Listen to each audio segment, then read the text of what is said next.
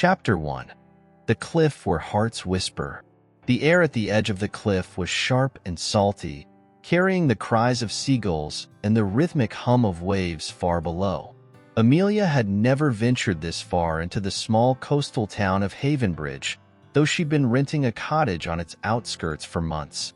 She stood still, her scarf fluttering in the breeze, and looked at the rusted mailbox perched precariously near the cliff's edge. It was incongruous, a forgotten relic standing defiant against time and nature, its paint peeling and its post bent slightly forward, as if bowing to the ocean. Amelia didn't know what had drawn her there that morning. She had been wrestling with the same blank page on her typewriter for weeks. Her usual stream of words dried up like a once vivid riverbed now cracked and lifeless. Writing used to feel like breathing, effortless, essential. But lately, each sentence she attempted felt heavy, laden with expectation. The cliff seemed like a good place to clear her mind, a space where she could leave behind the pressure to create something meaningful. But now, her gaze lingered on the mailbox, and a flicker of curiosity stirred in her. Its door hung slightly ajar, revealing a shadowy interior that seemed to beckon. A brass plate above it bore an inscription so faded it was nearly unreadable. She crouched to examine it, brushing her fingertips across the letters, tracing their contours as if trying to summon the story they concealed. "For the letters we never sent," it read. The words struck a chord in her, a deep resonance she couldn't quite name. She straightened and stepped back, tilting her head to study the mailbox as though it might explain itself. It was strange to find something so personal in such a public place. A mailbox that encouraged the unsent, confessions, regrets, hopes, and dreams left to linger in the liminal space between the heart and the world. Havenbridge had an aura of mystery about it, Amelia thought. The town seemed suspended in time, its cobblestone streets winding between cottages adorned with weathered shutters and climbing ivy. The locals greeted her with polite smiles but kept their distance, their quiet lives undisturbed by her presence. She suspected they had stories they didn't care to share, secrets that clung to the sea mist like whispers on the wind. The mailbox fit perfectly into the town's quiet mystique. She wondered how many people had poured their hearts into its dark, rusted cavity. Did the letters vanish once placed inside, carried away by the winds of fate? Or did they linger, unread, preserved forever as a testament to vulnerability and yearning? Amelia didn't know how long she stood there, contemplating the mailbox. The sky began to shift, the pale morning light deepening into a soft gold that bathed the cliff in warmth. She might have turned and left, leaving the mailbox behind as nothing more than an oddity, had she not spotted the edge of an envelope protruding from its opening. The paper was yellowed and frayed, as though it had been waiting there for years. She hesitated, her hand hovering just inches from the envelope, as though touching it might shatter whatever spell had drawn her to this place. But curiosity won out. With a careful tug, she pulled it free and held it up to the light. The envelope bore no address, no name. Only a single word was scrawled across its front in a slanting, hurried hand. "For you." Her chest tightened. It felt absurd. She was alone on this cliff, a stranger to the town and its stories. And yet, the message felt personal, as if it had been waiting for her specifically. She turned the envelope over in her hands, her fingers brushing the brittle edges. Should she open it? Would it even be right to do so? The temptation was too strong. She carefully unfolded the paper within, smoothing it against her palm. The words on the page were faint but legible, written in ink that had begun to fade. To the one who finds this, if you are reading these words, then perhaps you too carry a burden you cannot share.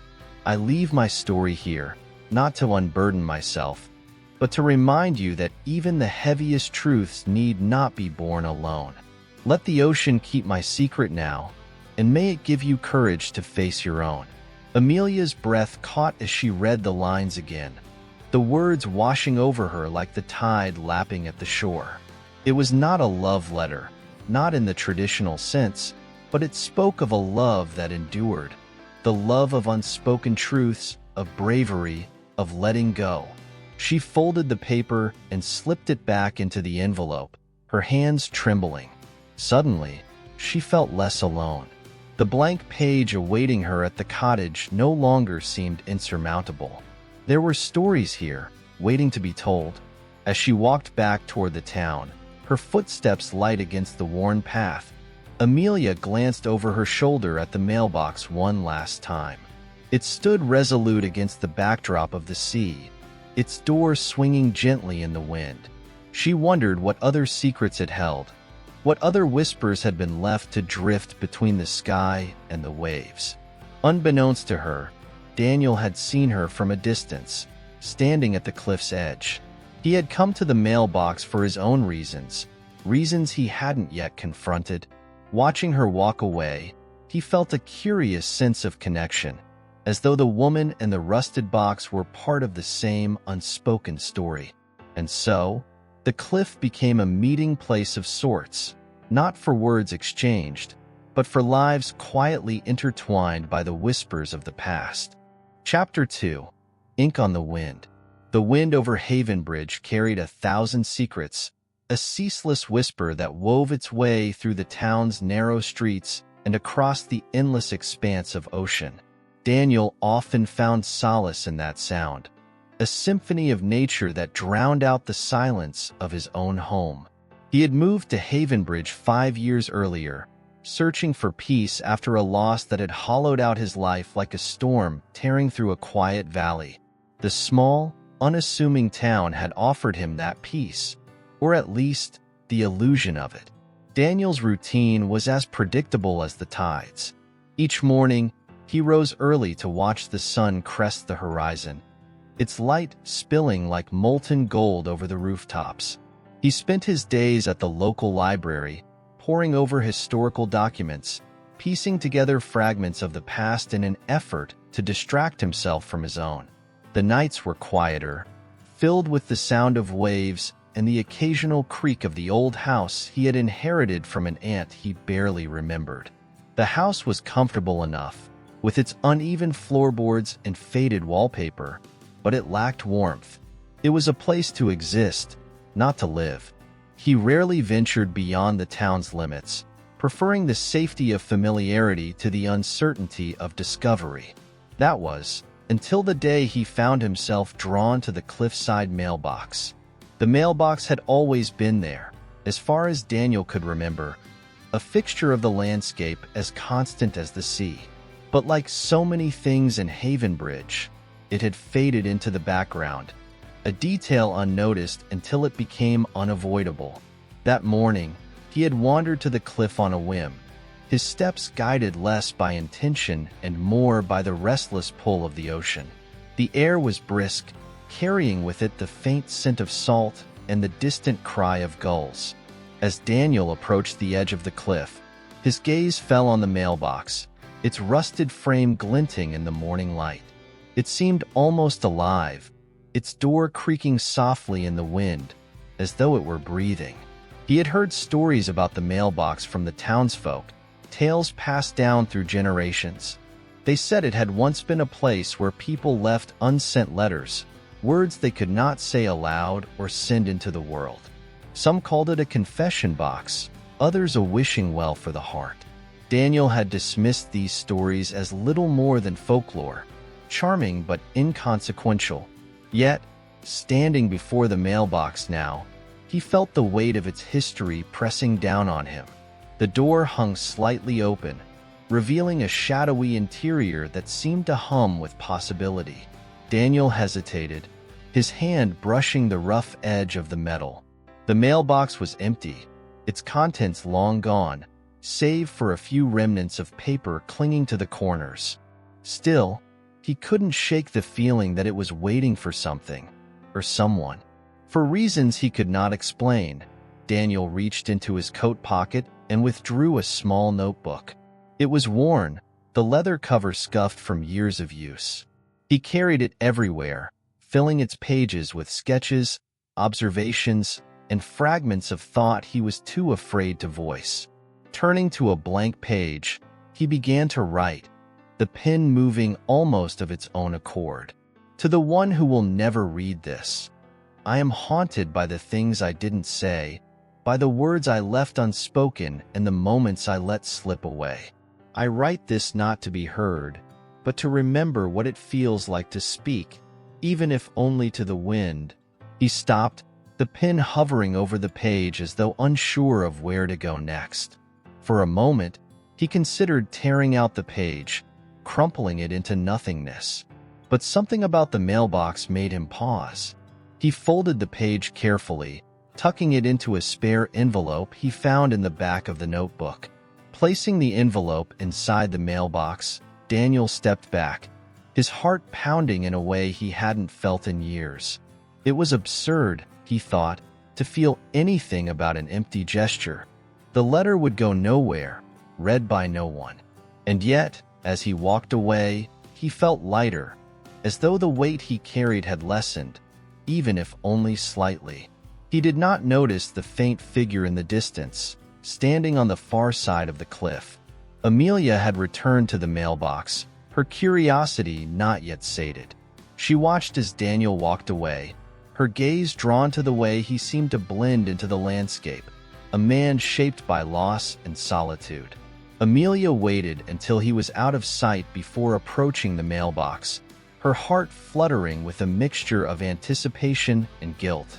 She did not know the man who had just left, but the sight of him placing something into the box stirred a feeling she could not name. She reached into the mailbox and withdrew the envelope, her fingers trembling as she unfolded the paper within. The words struck her like a wave, their simplicity masking a depth of pain and longing she recognized all too well. It was not the same hand that had written the letter she found before, but it carried the same thread of humanity, the same ache for connection. Amelia did not know what compelled her to keep the letter, folding it carefully and slipping it into her coat pocket. She told herself it was for inspiration, a way to spark the creativity she had been missing. But deep down, she knew it was more than that. The words resonated with her, a reminder that she was not alone in her struggles, that even in the quietest corners of the world, there were others who felt as she did. As she walked back toward her cottage, the letter pressed close to her heart, she made a silent promise to return to the mailbox. It was no longer just a curiosity. It was a lifeline, a thread connecting her to something greater than herself. Far away, Daniel sat by the fire in his empty house, staring at the space where his letter had been. He told himself it didn't matter, that the act of writing was enough. But somewhere deep inside, a small part of him hoped that the wind had carried his words to someone who needed them. Chapter 3. A tapestry of forgotten words. The days in Havenbridge often blurred together, marked by the ebb and flow of the tide and the steady rhythm of the town's life. Amelia found herself increasingly drawn to the cliffside mailbox, her visits becoming a quiet ritual. It had become her sanctuary, a place where the noise of her restless thoughts was replaced by the sound of the waves crashing against the rocks below. She brought her journal with her now, scribbling fragments of ideas and unfinished sentences while perched on the same worn bench that overlooked the sea. The wind teased her pages, as though urging her to write faster, and her fingers often hovered over the paper, unsure of what to release and what to hold back. The letter she had taken from the mailbox lingered in her mind. Its words were etched into her memory, a reminder of the vulnerability that came from putting emotions into the world.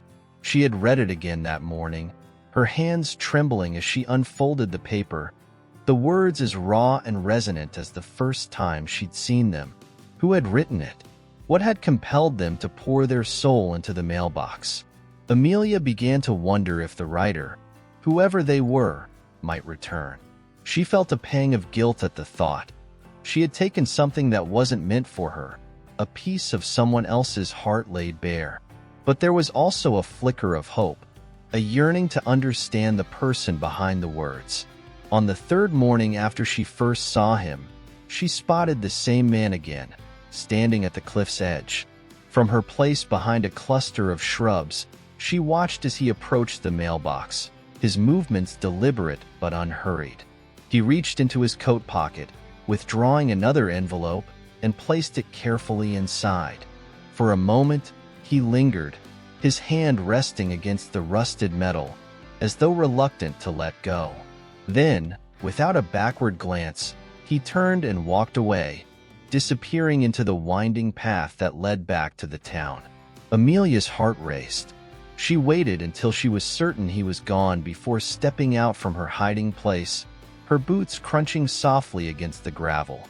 The mailbox stood before her like a sentinel, its doors swinging slightly in the breeze. Reaching inside, she pulled out the envelope, its weight familiar yet electrifying. The handwriting on the front was the same, a slanted script that seemed both rushed and deliberate. Her pulse quickened as she unfolded the paper, her eyes scanning the words. There is a strange kind of comfort in writing to the void. To know that the words are out there, even if no one reads them, feels like breathing after holding my breath for too long. I wonder if others feel the same, that ache to release something without the fear of judgment. If you find this, whoever you are, I hope you understand what it means to be unseen but not unheard. The simplicity of the letter struck her. It wasn't grand or poetic, but it carried a rawness that resonated deeply. Amelia folded the paper and slipped it into her coat pocket alongside the first letter. She told herself it was for inspiration, a way to rediscover her voice as a writer. But she knew there was more to it. Back at her cottage, the letters sat on her desk like whispers in the quiet room. She couldn't bring herself to write, not yet, but she traced her fingers over the words as though drawing strength from them. The world outside her window seemed brighter, more alive, as though the letters had awakened something in her she hadn't realized was dormant. Meanwhile, Daniel sat in his usual spot at the library, a journal open in front of him. The pages were filled with sketches of the cliffside and the mailbox, interspersed with fragments of thought that spilled from his mind. He didn't know why he kept returning to the mailbox or what he expected to gain from leaving his letters there. Perhaps it was enough just to write them, to release the words into the world and let them drift like leaves on the wind. But he couldn't shake the feeling that something had changed. The mailbox felt different, as though it were no longer just an empty vessel. There was a strange energy to it now, a hum that resonated through him whenever he placed a letter inside. He began to wonder if someone had found his words, if the void he had written to was no longer a void at all. On a cloudy afternoon, Amelia made her way back to the cliff, her journal tucked under her arm. The sky was heavy with the promise of rain, and the waves crashed against the rocks with a fury that mirrored her own restless energy. She hadn't seen the man again since that morning, but his letters had become a lifeline, a connection to someone who understood the unspoken language of longing. As she approached the mailbox, she stopped short. It was empty this time, its doors swinging open to reveal nothing but shadows. Disappointment flickered through her, a strange sense of loss she couldn't quite explain. She had come to expect the letters, to feel the thrill of uncovering another piece of the puzzle. But then she realized something. She had been collecting the words of a stranger without offering anything in return. The mailbox wasn't just a repository for secrets, it was a conversation, a place for connection, and she had been silent. Amelia pulled out her journal, flipping to a blank page. She hesitated, the pen poised above the paper, before beginning to write. Her words came slowly at first, tentative, but then they flowed with a kind of freedom she hadn't felt in months. To the one who writes to the void. Your words have not gone unnoticed. They found me, a stranger who feels your pain and your hope.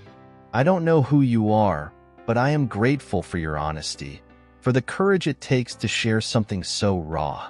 If you find this, know that you are not alone. Your words have given me strength, and I hope mine can do the same." She folded the paper carefully, placing it in an envelope and writing "for you" on the front. Her hands trembled as she placed it inside the mailbox, her heart pounding with a mixture of fear and anticipation. As she walked away, the first drops of rain began to fall, mingling with the salt of the ocean and the sharp tang of the earth. The mailbox stood behind her, silent but no longer empty, its secrets carried by the tide and the wind. Chapter 4. Moonlight Between the Lines. The ocean stretched endlessly before Amelia, its surface shifting between gray and silver under the muted light of the overcast sky. Each wave carried the weight of time, as if the sea itself held the stories of those who had stood on this very cliff, waiting, hoping, and mourning. She had come here every day since leaving her note in the mailbox, her heart fluttering with anticipation each time she approached the rusted container. Days passed, and the mailbox remained empty. The silence within it became a reflection of her own uncertainty, a hollow echo of vulnerability. Yet, Amelia couldn't bring herself to stop visiting. The act of writing to the stranger had awakened something in her, a long-buried desire for connection, one she hadn't even realized was missing from her life. The townsfolk continued their routines, their lives marked by the slow rhythm of the sea. Amelia noticed them more now. The fishermen mending nets by the harbor, the elderly woman with a basket of flowers trudging homeward, the children chasing seagulls along the shore. She found herself imagining their stories, weaving lives from the fragments of moments she observed. In some unspoken way, the letters had opened her eyes not just to herself, but to the world around her. On one such day, as the horizon bled into a pale twilight, Amelia climbed the familiar path to the cliffs. The wind tugged at her scarf, the chill nipping at her cheeks. The mailbox stood as it always did, weathered but resilient, a sentinel of secrets. This time, something was there. Her breath caught as she saw the envelope nestled inside, its edges slightly damp from the mist. She reached for it with trembling hands, her pulse quickening as she recognized the handwriting. The slanted script felt like the whisper of an old friend, familiar yet enigmatic. To the one who answered the void, "I did not expect a reply. I'm not sure what I expected at all, but your words found me, and for that, I am grateful. I often write to make sense of the ache within me, the quiet yearning for something I cannot name. To know that my words reached someone else feels like discovering a lighthouse in the distance, a beacon of hope amid the vastness. I wonder, do you feel the same? Is there something you search for in the quiet spaces of the world?" Amelia read the letter twice, then a third time, her fingers tracing the ink as if to capture the warmth of the writer's emotions. The imagery of the lighthouse lingered in her mind, the idea of a solitary beacon cutting through the darkness.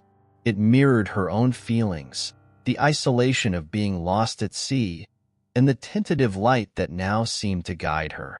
She returned home with the letter tucked securely in her coat pocket, her thoughts racing. Sitting at her desk, she reread the message under the soft glow of her desk lamp, the shadows of the room elongating with the dying light of the day. The words stirred something deep within her, a need to respond not just with her thoughts, but with her heart.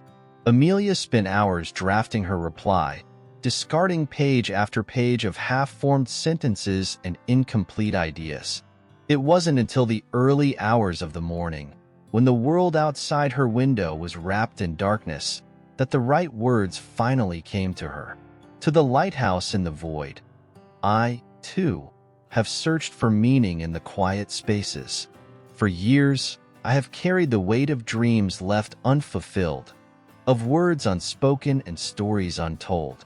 Your letters have been a light in the fog, a reminder that even in solitude, there is a chance for connection.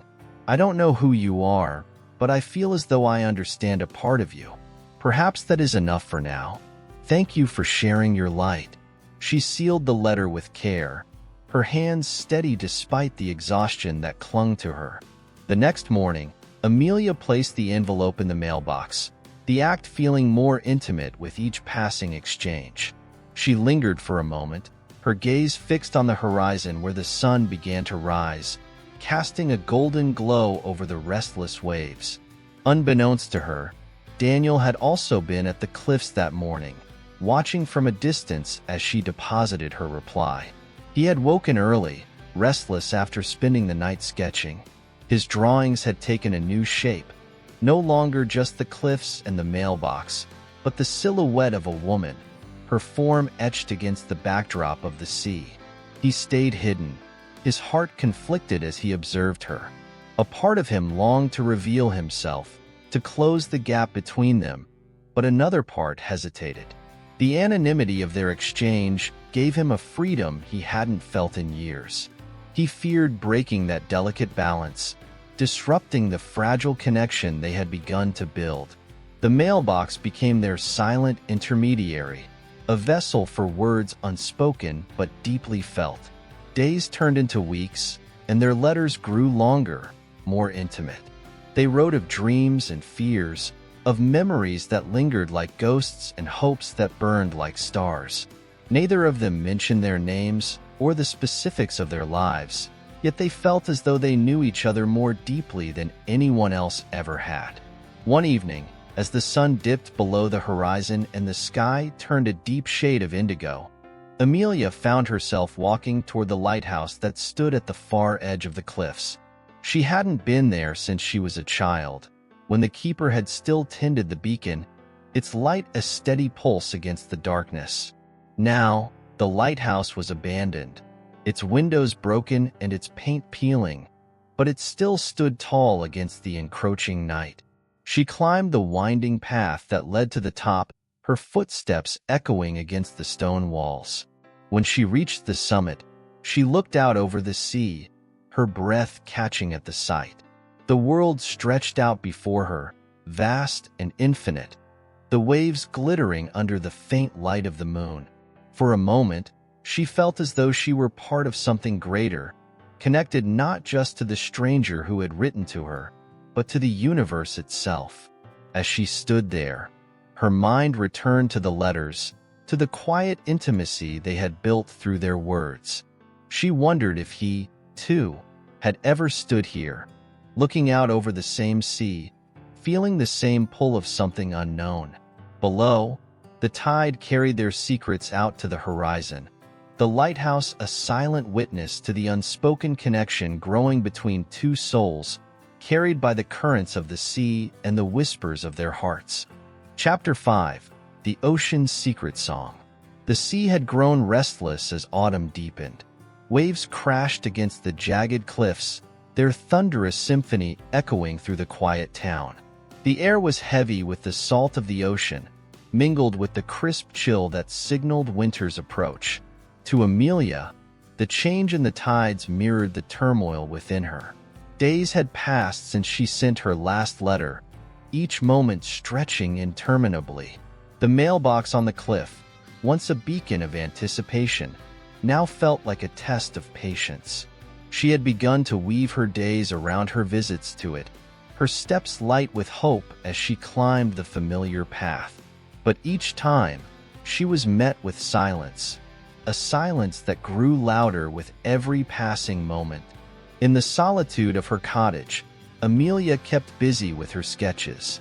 The letters had rekindled her creativity, and she found herself filling page after page with scenes from her imagination. The cliffs, the lighthouse, and the sea all found their way onto her canvas, imbued with a new vitality that surprised even her. Amid the swirls of charcoal and watercolor, she often found herself drawing the figure of a man, his features indistinct but his presence undeniable. She wondered about him constantly, the stranger who had written words that resonated so deeply with her own. Who was he? Where did he go when he wasn't writing? Did he stand at the same cliffs, staring out at the horizon, searching for answers in the restless waves? These questions filled her mind as she tried to piece together the fragments of his identity. Yet, in some inexplicable way, the mystery only deepened her connection to him. On the third day, as a storm brewed on the horizon, Amelia braved the biting wind to check the mailbox once more. The sky was heavy with clouds, their dark underbellies threatening rain. The grass along the cliffs bent under the force of the gale, whispering secrets only the wind could understand. When she opened the mailbox, her breath caught. A letter, folded neatly and slightly crinkled from the damp air, rested inside. She clutched it tightly, her fingers trembling with excitement as she hurried back to her cottage. Once inside, she lit a fire in the hearth, the warmth chasing away the chill that clung to her. She settled into her favorite armchair, the letter in her lap. For a moment, she hesitated, savoring the anticipation. Then, with careful hands, she unfolded the page and began to read. To the keeper of unspoken dreams. The sea has a way of holding onto secrets, doesn't it? Its tides rise and fall, carrying pieces of us out into the vast unknown. I have often stood at the edge of the water, wondering if it hears the words I cannot say aloud. Your letters feel like waves reaching the shore, gentle, insistent, full of quiet strength. They remind me that even in the emptiest spaces, connection is possible. Tell me, do you believe in fate? Do you think our paths were meant to cross in this peculiar way? The letter was shorter than his previous ones, but its weight was no less profound. Amelia read it again, then again, each word sinking deeper into her heart. The mention of fate lingered in her mind, its meaning both comforting and unsettling. She had always believed in the power of choices, the small decisions that shaped the contours of her life. Yet now, she couldn't help but wonder if something larger was at play, guiding her steps toward this mysterious stranger. She spent the afternoon crafting her reply, her thoughts pouring onto the page like a stream unburdened by obstacles. To the wanderer of the tides. I have often felt the pull of the sea, its vastness both comforting and intimidating. Your words remind me that we are never truly alone, even when the world feels silent. As for fate, I am unsure. Perhaps it is a thread that binds us to certain moments, certain people, without our understanding. Or perhaps it is simply the name we give to coincidences that feel too meaningful to ignore. Whatever it is, I am grateful for it. For the path that led me to your letters. Amelia folded the letter carefully and placed it in the mailbox the following morning, her heart lighter despite the ominous clouds that still hung in the sky. The storm had yet to break, but the air was thick with its promise. Meanwhile, Daniel sat at his desk in his studio, the room cluttered with sketches and canvases. The sound of the approaching storm rattled the windows, but his thoughts were far from the weather. He had received her latest letter days ago, and it had stayed with him like a melody he couldn't forget. His sketches had changed in the days since their exchange began. The cliffs and the sea remained, but now they were filled with life, with the figure of a woman standing at the edge of the water, her form illuminated by the light of the setting sun. He didn't know her name, but he felt as though he knew her soul, her words painting a picture more vivid than anything he could create with his hands. As the storm finally broke that evening, Daniel found himself walking to the cliffs. The rain lashed against his coat, the wind howling as it whipped through the grass. Yet he felt drawn to the mailbox, the promise of her reply pulling him forward despite the tempest. When he opened it and saw her letter, his heart surged with an emotion he couldn't name. He clutched the envelope tightly, its edges damp from the rain, and returned to his studio to read it under the warm glow of his desk lamp. Her words filled him with a sense of belonging he hadn't felt in years, a quiet reassurance that he was no longer alone in his thoughts. He sat at his desk long into the night, the storm raging outside, as he wrote his next reply. The exchange between them continued as the storm faded and the skies cleared, their letters weaving a tapestry of shared longing and unspoken dreams. Each word brought them closer, their connection deepening with every tide that rose and fell. In the quiet aftermath of the storm, the sea returned to its rhythm, its waves a gentle reminder of the journey they had begun. A journey guided by the tides of longing, pulling them towards something neither could yet define. Chapter 6. Threads of Unseen Connection. The sky stretched above Amelia's cottage, a canvas of endless velvet blue adorned with shimmering pinpricks of light. Night had fallen softly, wrapping the coastal town in its quiet embrace. It was one of those nights when the stars seemed to hang lower than usual, as if they were leaning in to listen to the thoughts of those who gazed at them. Amelia stood on her porch, her shawl wrapped tightly around her shoulders, her eyes fixed on the constellations above. The day had been unremarkable in its passing, a routine of sketching, walking the cliffs, and tending to the small details of her life. Yet the night held a different energy, an unspoken promise of revelation. The stars had always been a source of comfort to her, their eternal presence a reminder of how small yet significant her existence was. She had often wondered if the same stars watched over the writer of her letters, connecting them through their shared light. As the hours crept by, she returned to her chair by the hearth, the flames casting flickering shadows across the walls. The latest letter from him sat on the table beside her, folded neatly as though it were a delicate treasure. His words had lingered in her mind all day, stirring a strange and beautiful ache in her chest. To the seeker of stars, have you ever considered that the stars are not merely points of light but guardians of our secrets? I imagine they carry the weight of every wish whispered to the night, every hope sent into the void. If they could speak, what stories would they tell? Perhaps they would speak of us, two strangers bound by words, reaching across the distance like constellations mapping the heavens. Amelia had read those lines countless times, her heart swelling with the recognition of a kindred spirit. She felt as though he had glimpsed a piece of her soul, a piece she had never shown to anyone else. Her fingers itched to respond, to share with him the thoughts that tumbled through her mind like the tide spilling over the shore. She took up her pen, the nib hovering over the blank sheet of paper as she searched for the words that would capture her feelings. To the dreamer of constellations, I have often wondered the same. The stars seem to hold an understanding beyond our comprehension, their light a witness to countless lives and stories. Perhaps they do speak, though their voices are too quiet for us to hear.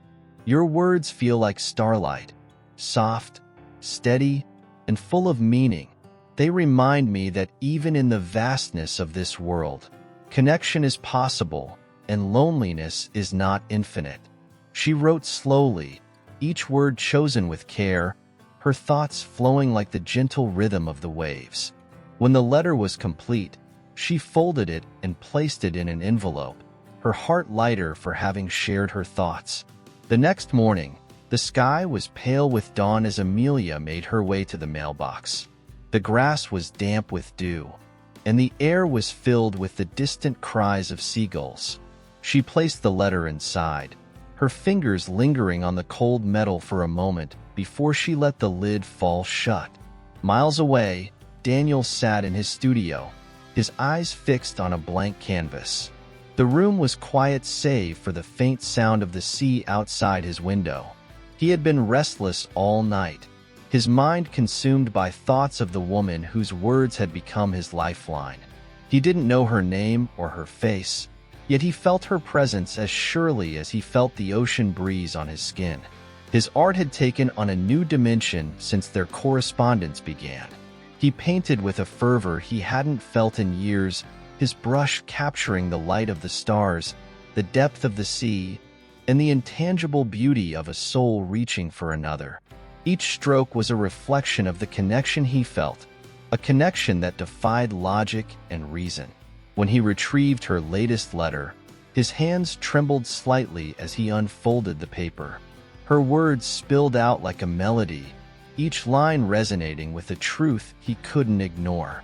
He read her letter several times, the edges of the paper softening under his touch. That evening, as the stars returned to their celestial vigil, Daniel took up his pen. To the one who sees the stars as I do, your words are a balm to the silence of my days.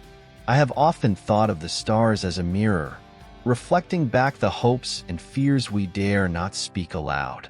Perhaps that is why they shine so brightly, to remind us that even in our darkest moments, light exists.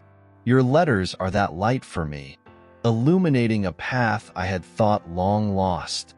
The letter was longer than his usual ones, his thoughts pouring out in a stream of raw emotion. He sealed it with a sense of finality, as though the act of writing had released something he hadn't realized he was holding. The cycle continued, their letters crisscrossing the distance between them like constellations, forming a map of unspoken dreams. Each word brought them closer, their connection deepening with a quiet intensity that neither could fully explain. On one of her evening walks, Amelia stood beneath the vast expanse of stars, her breath forming clouds in the cool night air. She thought of him, the man whose words had become her companion, and wondered if he, too, was looking at the same stars. The thought filled her with a warmth that defied the chill of the night. Above her, the stars seemed to twinkle with knowing, their light a silent reassurance that some connections were written in the cosmos, destined to find their way no matter the distance. Chapter 7. When Shadows Find Their Light. The ocean was in one of its calmer moods, its waves rolling languidly toward the shore in rhythmic procession. The sun hovered low on the horizon, casting streaks of gold and amber across the water's surface. Amelia walked along the beach, her steps sinking into the damp sand with every stride. The sea breeze carried a salty tang that lingered on her lips, a taste she had come to associate with moments of solitude and reflection. This stretch of coastline had become her sanctuary, a place where the world seemed to quiet its endless demands.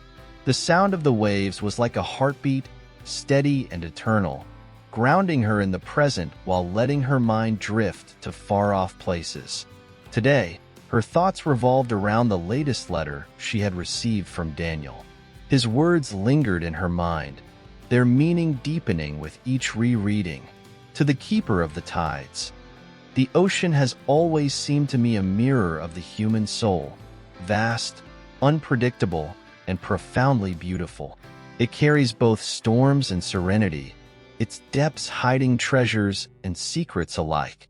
I wonder, do you ever feel as though the sea whispers to you? I often imagine its waves carrying messages from distant shores, words that transcend time and place. Perhaps our letters are like those waves, traveling across unseen waters to reach one another.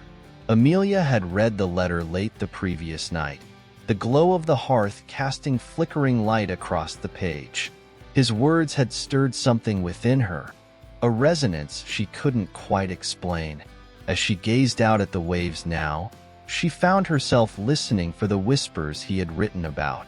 The ocean's rhythm felt alive with possibility, its cadence weaving into the fabric of her thoughts. Further down the beach, a small cove lay tucked away, its entrance partially hidden by towering rocks. Amelia had discovered it weeks ago during one of her explorations. It had quickly become her favorite spot, a quiet haven where she felt completely alone yet inexplicably connected to something greater than herself. Today, she made her way there, her steps quickening as the cove came into view.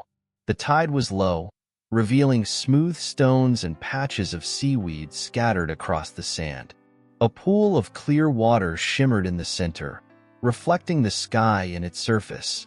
Amelia sat on one of the larger rocks, her shawl wrapped tightly around her shoulders, and let the stillness envelop her. She reached into her bag and pulled out a small sketchbook, its pages filled with quick studies of the sea, the cliffs, and the shifting patterns of light. She flipped to a blank page and began to draw, her hand moving instinctively as her eyes took in the scene before her. The curve of the waves, the jagged outline of the rocks, the soft gradient of the sky. All of it found its way onto the paper. Her sketches were not perfect, but they captured the essence of what she felt, a truth that transcended technical precision. As she worked, her thoughts drifted to Daniel. She imagined him sitting at his desk, perhaps gazing out at his own view of the ocean, his pen moving across the page with the same quiet focus she felt now. She wondered if he ever struggled to find the right words, if he paused and considered whether his thoughts were worthy of sharing. The idea that he might experience the same vulnerability comforted her, making their connection feel even more profound. Amelia's sketch was nearly complete when she noticed a small, glinting object nestled among the rocks nearby. She set down her pencil and moved closer, her curiosity piqued. The object was a fragment of glass, its edges smoothed by the ocean's relentless touch. It was a deep shade of cobalt, its surface catching the sunlight in a way that made it seem almost alive. She held it up to the light, marveling at its beauty. It was just a piece of sea glass, a remnant of something broken and discarded. Yet the ocean had transformed it into something exquisite. The thought struck her as a metaphor for their letters, two souls shaped by life's trials, finding beauty and meaning in their shared words. When she returned home, the fragment of sea glass occupied her thoughts as much as the waves had earlier. She placed it on the windowsill where the morning light would catch it, casting its brilliant hue across the room. Then she sat at her desk, the latest letter from Daniel beside her, and began to write. To the seeker of tides. Today, the ocean seemed to hum with secrets, its whispers faint but insistent. I found a piece of sea glass while walking, a fragment of something broken, yet so beautiful in its transformation. It reminded me of how our letters feel, like pieces of ourselves offered to one another, shaped by the currents of our lives. The sea carries these fragments across vast distances, polishing them until they shine. Perhaps we, too, are being shaped in ways we cannot yet understand. Her pen moved steadily, the words flowing like the tide. She described the cove, the sketch she had made, and the quiet sense of connection she felt as she sat there. She wrote of the stars, of the way they seemed to guide her thoughts back to him, their light a constant companion in her moments of solitude. When she finished, she folded the letter carefully, her heart lightened by the act of sharing. Miles away, Daniel stood by his window, watching the waves crash against the rocky shore. He held her previous letter in his hands, the edges soft from frequent handling. Her words had a way of settling in his chest, anchoring him even as they stirred a yearning he couldn't quite name. He wondered if she, too, was gazing at the sea, if she felt the same pull toward a connection that defied the boundaries of time and space. As the sun dipped below the horizon, the ocean sang its timeless serenade, a melody that wove through their lives, binding them in ways neither could yet fully comprehend. Chapter 8. A Symphony of Unspoken Truths. The wind had begun to shift. It was subtle at first, a faint rustling in the trees, a whisper in the grass. But by the time the first heavy clouds gathered on the horizon, Amelia felt it in her bones. The weather was changing, and with it, something deeper inside her seemed to stir, an unrest she couldn't name. She had been walking along the cliffs, as she often did in the mornings, seeking the quiet solitude of the sea. But today, the usual calm of the waves eluded her. The water, once gentle and predictable, now churned in a restless dance, the surface alive with energy, as if it, too, sensed the coming shift. The sky above darkened, the first drops of rain falling from the swollen clouds, cool against her skin. Yet, Even in the midst of the gathering storm, Amelia felt a strange pull, a sense that something momentous was on the brink of unfolding. Turning toward her cottage, she hastened her steps, the wind whipping her hair around her face and the sea spray stinging her cheeks. She hadn't expected the storm to come so soon, nor had she expected to feel so unsettled by it. There was something in the air, a tension, a fraying of threads that had once felt secure. Her heart beat faster, as if it, too, could sense the change, and for a fleeting moment, Amelia wondered if it had something to do with him. The stranger who had become so much more than just a name on a page. Back inside the warmth of her cottage, she closed the door against the rising gale and lit a fire. The crackling of the flames was a soft comfort in the midst of the storm, but her mind was elsewhere. She sat down at her desk, gazing at the papers before her. The letter she had written to Daniel still sat unopened, waiting for the morning when she could send it. But she wasn't sure if it was right anymore. If the words she had written still held the same weight now that the storm inside her had begun to roar. Her thoughts drifted back to him. His letters, his words, the unspoken connection that had formed between them.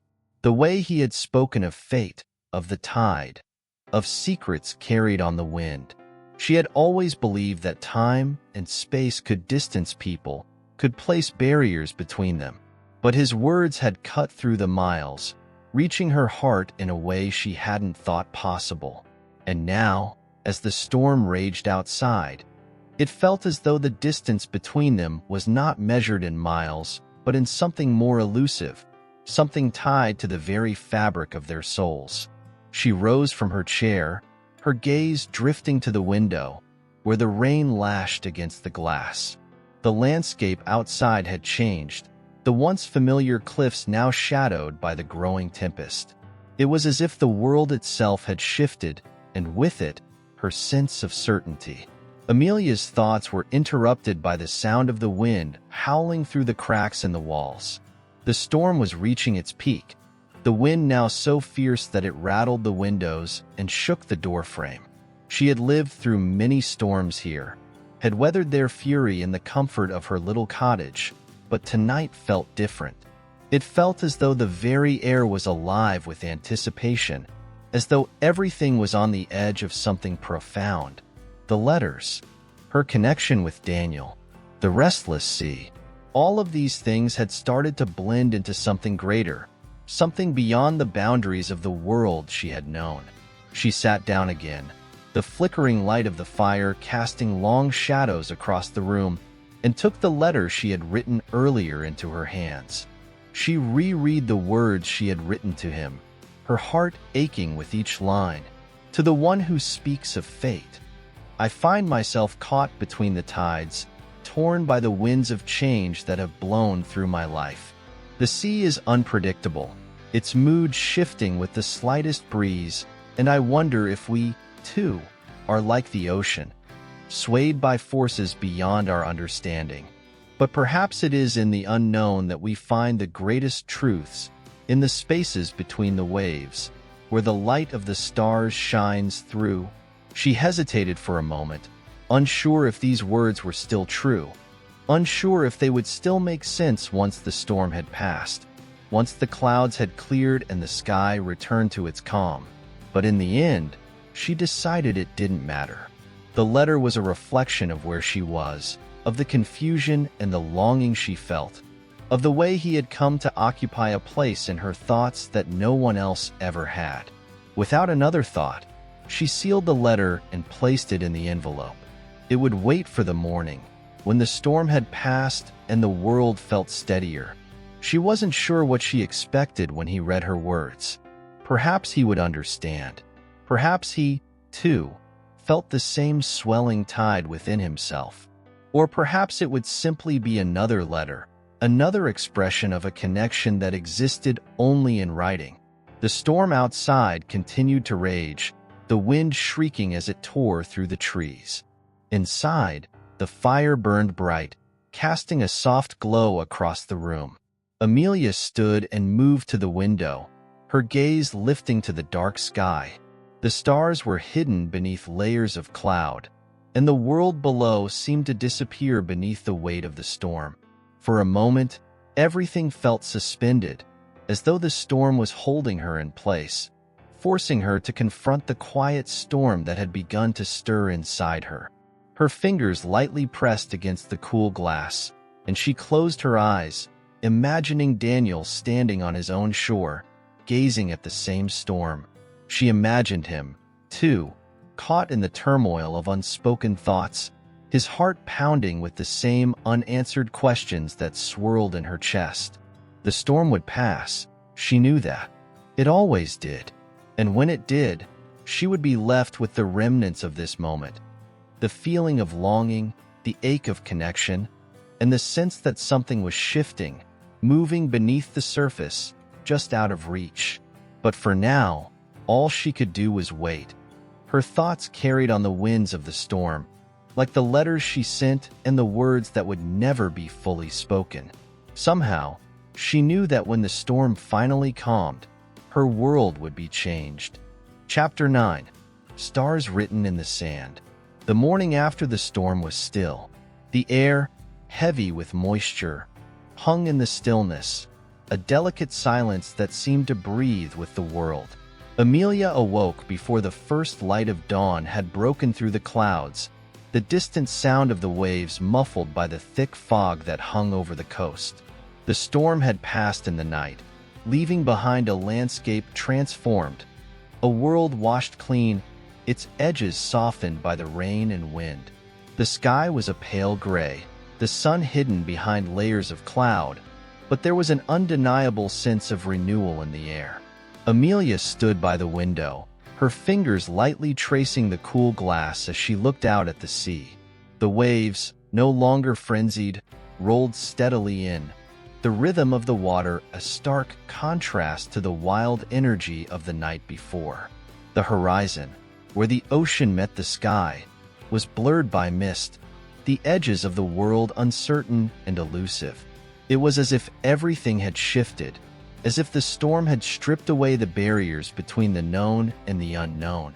The remnants of the night, the pounding rain, the fierce winds, seemed like a distant memory now. Amelia could hardly believe that just hours ago, the world had felt on the verge of collapse, as though everything around her was coming undone. But now, in the stillness of the morning, she felt a sense of clarity, a quiet certainty that she had not known before. The storm had, in a strange way, brought her closer to herself, to the things she had been avoiding. It had torn through the fragile walls she had built, revealing a vulnerability she could no longer ignore. Turning away from the window, she made her way to the small kitchen. The scent of freshly brewed coffee filled the room, its warmth a welcome contrast to the coolness of the air. She poured herself a cup, the steam rising in delicate spirals, and took a seat at the table. The cottage was peaceful now, the soft glow of morning light filtering in through the windows, casting long shadows on the wooden floors. It was a sanctuary of sorts, a place where time seemed to stretch out, where she could lose herself in the quiet rhythm of her days. But today felt different. The storm had not only changed the landscape, it had changed something inside her. She could still feel its presence, like the lingering echoes of a distant thunderclap, vibrating in the silence of her heart. The connection she had with Daniel seemed to pulse beneath the surface of her thoughts, like a current just below the still waters of the ocean. She had written to him the night before, her words flowing from her with a kind of urgency she hadn't expected. The letter had felt like a release, a shedding of something heavy that had been pressing on her chest. She had not sent it yet, though. It would wait. The world was still in its quiet aftermath, and so was she. There was no rush now, no need to hurry through this moment of calm. She could take her time, reflect on the words she had written, and let them settle within her before she put them out into the world. Perhaps, in this stillness, she would find the courage to share something deeper, something she hadn't yet allowed herself to feel. As the day unfolded, Amelia found herself drawn back to the beach. The fog had begun to lift, and the world outside seemed to emerge slowly from the shadows. She walked along the shore, her footsteps leaving deep impressions in the wet sand. The wind had died down, leaving only the sound of the waves crashing softly against the rocks, the occasional cry of a seagull drifting on the breeze. The air was crisp, the scent of salt and earth mingling in the atmosphere, and everything felt alive with the potential for something new. She reached the cove, the small, hidden sanctuary where she had come many times before, and sat on the same rock where she had rested after the storm. It was different today, quieter somehow, as if the earth itself had exhaled in relief. She pulled the small sketchbook from her bag and began to draw again, her pencil moving over the page with a fluidity that surprised her. It wasn't the sea that she was drawing, nor the cliffs, but something else. Her thoughts, her feelings, had found their way onto the page, each line and curve an expression of what lay within her. The drawing was abstract, an impression of movement rather than form, a tangle of shapes and lines that seemed to mirror the storm inside her, now at rest. The sun, weak behind the lingering clouds, cast a muted light over everything, softening the edges of the world. Amelia felt a deep sense of peace as she worked, as though she were reconnecting with something she had lost. The storm had not just been a tempest of nature, it had been a storm of the soul. And now, in the aftermath, there was room to breathe, room to reflect, room to rebuild. When she finished the sketch, she sat back and surveyed it. There was a quiet satisfaction in her chest, a sense of accomplishment that she hadn't expected. It wasn't perfect, nor had it been intended to be. It was simply an expression of where she was, a snapshot of a moment in time. She could feel that same feeling in her heart, an understanding that things didn't need to be perfect to have meaning. They simply needed to be felt. It was then that she noticed the piece of sea glass, still sitting on the windowsill back at the cottage. The cobalt blue was as vibrant as ever, its smooth edges catching the light in a way that seemed to pulse with quiet intensity. The piece of glass, like her thoughts, had been shaped by forces beyond its control, worn down by time and tide until it had become something entirely new. She had kept it, not because it was valuable in the traditional sense, but because it felt like a reminder that even the fragments of something broken could find beauty, could find purpose. Her thoughts turned once more to Daniel. She wondered what he was doing now, what thoughts were occupying his mind. The connection between them had deepened, though she still couldn't understand why or how. There was no logic to it, no reason why two people should come to share such an unspoken bond across such a vast distance. And yet, it was there, as undeniable as the tides. It was a force, like the ocean, that neither of them could control. The rest of the day passed quietly, the storm's echoes fading into the background as Amelia went about the familiar tasks of her life. The house was warm, the fire crackling softly in the hearth. She did not feel the need to rush through the moments. Each one seemed to stretch on, full of possibility, full of stillness. Later that evening, as the stars began to emerge from behind the shroud of clouds, Amelia sat at her desk again, her fingers poised over the paper. The letter to Daniel was still there, waiting, but for the first time in days, she felt no urgency to send it. The storm had passed, and with it, the storm within her. For now, there was peace, and that was enough. Chapter 10. Where Love Lingers in Silence. The days that followed the storm were marked by a quiet kind of reflection. The world outside Amelia's cottage seemed to settle into a rhythm, as though it, too, were recovering from the tumultuous night. The sky, once heavy and gray, had cleared, and the sun now bathed the coast in soft, golden light.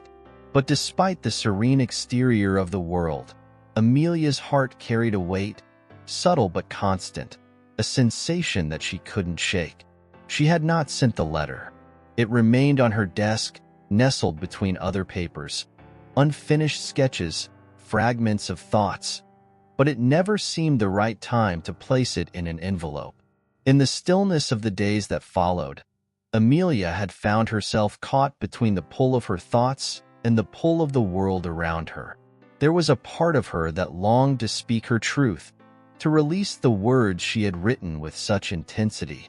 But another part of her hesitated, as though something held her back, as though the letter itself had not yet found its true form. It was a paradox, this longing to be understood and the fear of being seen. The more time she spent in solitude, the more she realized how much of her life had been lived in the quiet, untold spaces. She had always been a keeper of her own thoughts, a solitary soul who observed rather than participated, who let life unfold around her without ever truly engaging. But with Daniel, everything felt different. The connection that had been forged between them, through words, through shared silences, was like a thread pulling her into deeper waters. And yet, the deeper she went, the more uncertain she became. Her walks along the shore had become a kind of ritual, a way to process the tangled thoughts that seemed to multiply in the silence. Every morning, she would make her way to the cliffs, her feet tracing the same paths she had walked for months. The sea stretched out before her, endless and unchanged. But today it felt like a mirror, reflecting the turmoil she had been keeping hidden. The waves crashed against the rocks with a force that seemed to speak of something ancient, something timeless.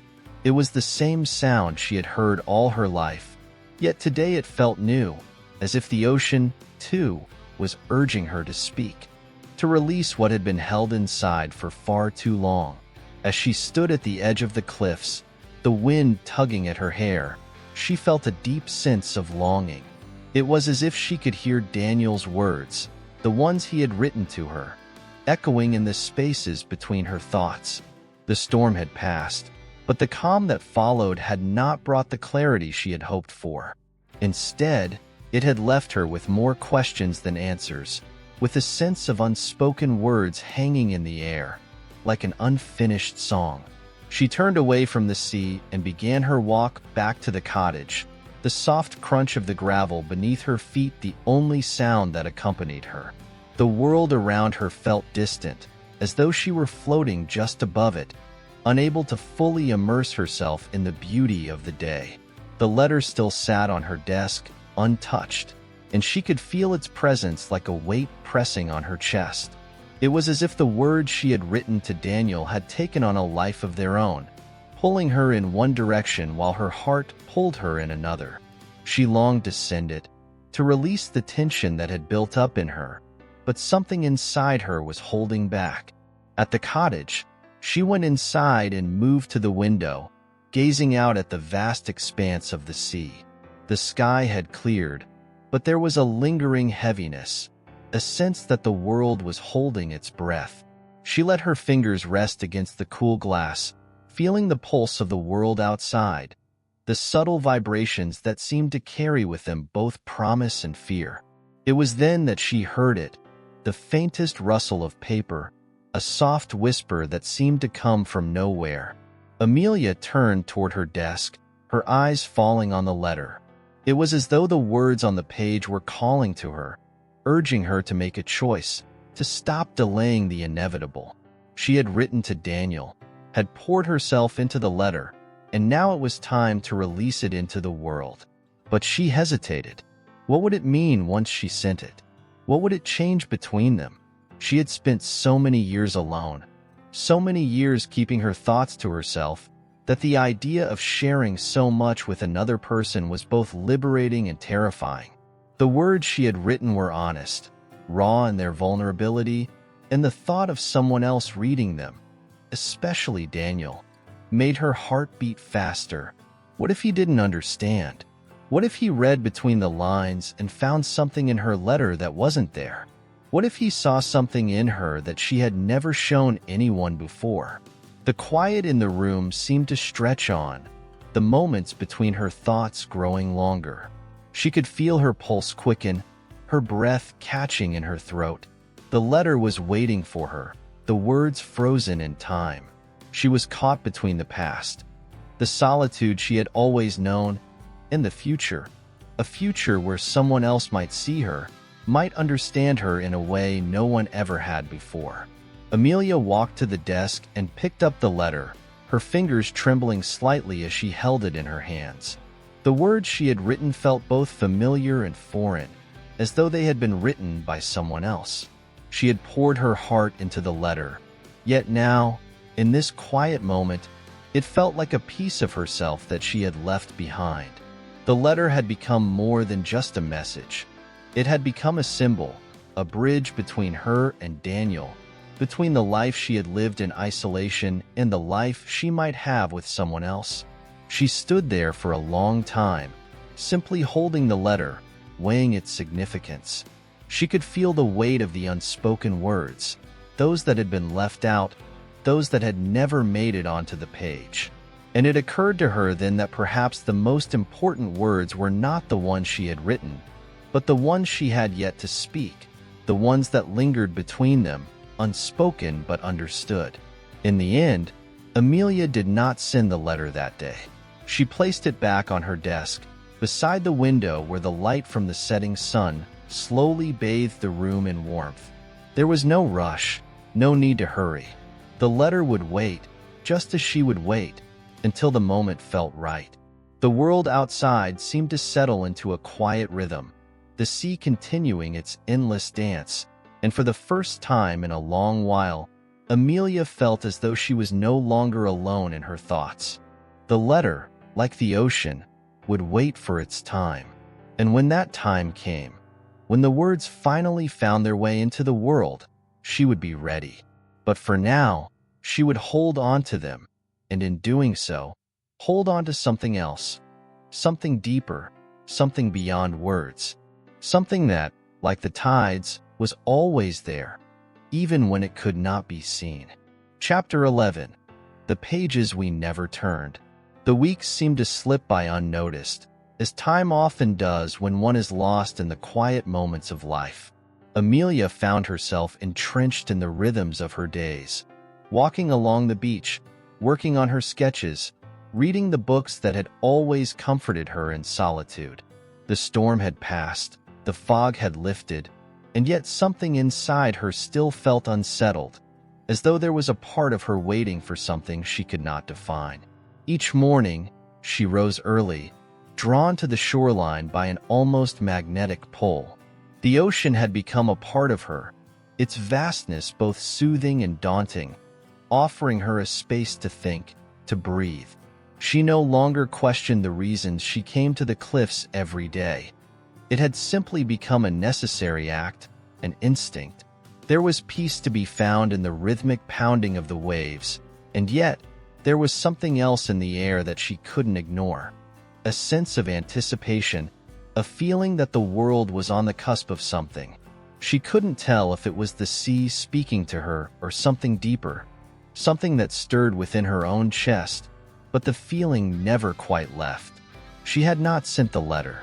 It remained in the drawer of her desk, tucked away where only her fingers had touched it.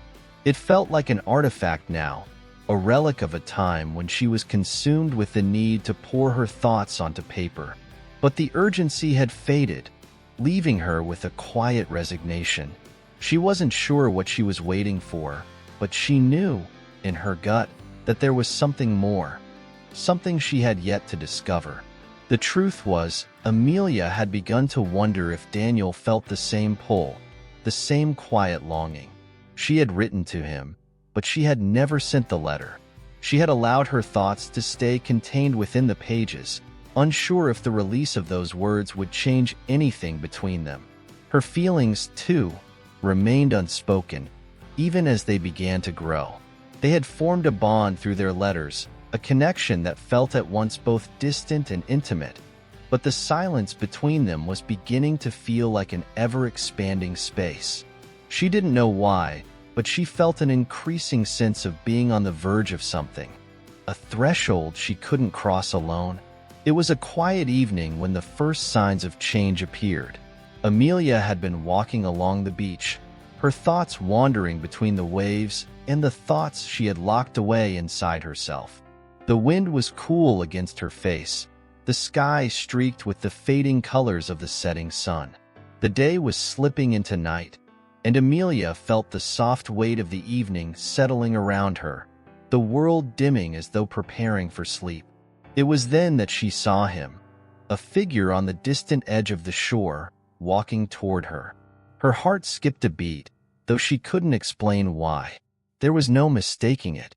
His presence was somehow both familiar and strange, as though he had always been part of the landscape, woven into the very fabric of the place. Daniel. At first, she thought it must be a figment of her imagination, some trick of the light, perhaps, or the product of her longing. But as the figure drew closer, she knew with absolute certainty that it was him. The pull she had felt for weeks, the tension between them, had somehow materialized in the form of his presence, as if the space between them had finally collapsed, allowing him to step into the world she had created for herself. Amelia stood frozen for a moment, her eyes locked on him as he moved toward her. The air around her seemed to hum with energy, the sea and the sky somehow holding their breath, waiting for something to unfold. She couldn't explain why she didn't move, why she simply watched him approach with a mix of curiosity and trepidation. There was a quiet understanding between them, an unspoken acknowledgement that something had shifted, and now, in this moment, everything had changed. Daniel didn't speak as he reached her, nor did he make any overt gestures. He simply stood there, his eyes meeting hers with a quiet intensity that seemed to hold the weight of everything they had not said, everything they had not shared. The space between them was filled with possibility, and yet, in that stillness, Amelia felt the presence of all the questions she had been carrying, questions that she hadn't even known how to voice. They stood there for what felt like hours, the world moving around them in a way that seemed suspended, as though time itself had bent to accommodate the meeting of two souls. Amelia couldn't explain the overwhelming sense of calm that washed over her. It wasn't that all her doubts had vanished, or that the uncertainty of what came next had disappeared. No, it was something more subtle, more profound. The recognition of a kindred spirit, the sense that, for all their separateness, there was a shared understanding between them. They had both been drifting, caught between silence and yearning. But now, it seemed, the world had given them this moment to acknowledge the pull that had been growing between them. Finally, Daniel spoke, though his words were not directed to her, but to the sea itself. "It's strange," he said softly, his voice barely audible against the crash of the waves. "I've been thinking about the ocean a lot lately. The way it changes, the way it stays the same. You can look at it every day, and each time, it feels like you're seeing it for the first time." Amelia felt a shiver run down her spine, as though his words were reaching into her chest, unraveling the things she had kept hidden. She didn't respond immediately. There was no need for words. The air around them seemed to fill with understanding, the unspoken currents of emotion and thought running deeper than anything they could say aloud. Daniel took a step closer to her, his gaze never leaving hers. For the first time, she noticed the quiet strength in him, the same quiet strength that had been present in his letters. There was a calmness to his presence now, an ease that had not been there before. It was as though the distance that had once separated them, measured in miles and silence, had dissolved, leaving only the two of them standing at the edge of the world, caught in the pull of something greater than they had yet understood. Amelia's breath caught in her throat as she felt the weight of that realization. She didn't need to speak, didn't need to explain the feelings that had been growing within her. The ocean had spoken for them both, its endless rhythm a reflection of the ebb and flow of their connection. The world was still, as though it too were waiting for something to happen. And then, without a word, Daniel reached into his pocket and pulled out a small, weathered envelope. Amelia blinked, surprised by the sight of it, but then she understood. He had brought her something she had long suspected, but had never fully believed. Her letter. He held it out to her, the edges of the envelope curling slightly from the salt air. Amelia's heart raced as she took it from his hands. The letter, her letter, was now in his possession. The distance between their worlds finally closed. The words she had written to him, the ones that had stayed locked in her drawer for so long, had made their way to him, and with that simple gesture, everything between them shifted once again. Amelia opened the envelope with trembling fingers, the feel of the paper warm against her skin. The words she had written to him were just as fresh as they had been the night she had penned them. As she read them once more, her heart swelled with the strange sensation of release. She had feared this moment for so long, feared the vulnerability it would bring. But now, with Daniel standing beside her, it felt like the most natural thing in the world. She folded the letter back up and placed it into his hand. It was no longer just her letter. It had become theirs, a shared experience that had bridged the gap between their lives. In the quiet of that moment, with the ocean as their witness, Amelia felt the pull of the unknown give way to something more. Something unspoken, yet deeply felt. And though neither of them said a word, Amelia knew that this was only the beginning. Chapter 12. A.A. Hart's Quiet Rebellion. The days that followed their silent exchange felt suspended in time, as if the world itself had taken a breath and was waiting for the moment to pass, for the next step to unfold. Amelia and Daniel did not speak of the letter, nor did they address the unspoken understanding that had grown between them in the stillness of their meeting by the sea. The air between them was thick with everything they had left unsaid, and yet there was a strange peace in it, a sense that words were no longer necessary. Amelia returned to her cottage that evening with a sense of quiet resolve. The letter, now in Daniel's hands, had fulfilled its purpose, and yet a new kind of uncertainty lingered. She no longer questioned the letter's meaning or the feelings it had represented. What troubled her now was the space that had opened up between them, a space filled with so many possibilities, so many questions. She had written of her feelings, had shared them with him, but the weight of what came next pressed down on her chest. What would they do now, having crossed this threshold? She had spent so many years alone, so many years hiding behind the wall she had carefully built around herself, that the idea of inviting someone else in, of sharing her life with another, felt like a foreign concept. And yet, in the weeks that had passed since that fateful night of the storm, Daniel had become something more than just a figure in her life. He had become a presence, a quiet constant that tugged at her, even in his absence. Amelia wandered through the cottage as the evening sun dipped below the horizon, the shadows in the room stretching long and thin. The letter was still with her, folded carefully in the drawer, and though it had been given to Daniel, it felt like an anchor, something tethering her to a moment that had passed but was still alive in her mind. She had been unsure, uncertain, when she had written it, but in the quiet of the following days, she had come to understand that it had been more than just a letter. It had been a manifestation of her own heart, a reflection of everything she had been unable to say before. As she sat by the window, watching the final streaks of twilight fade from the sky, Amelia felt a restlessness stir inside her.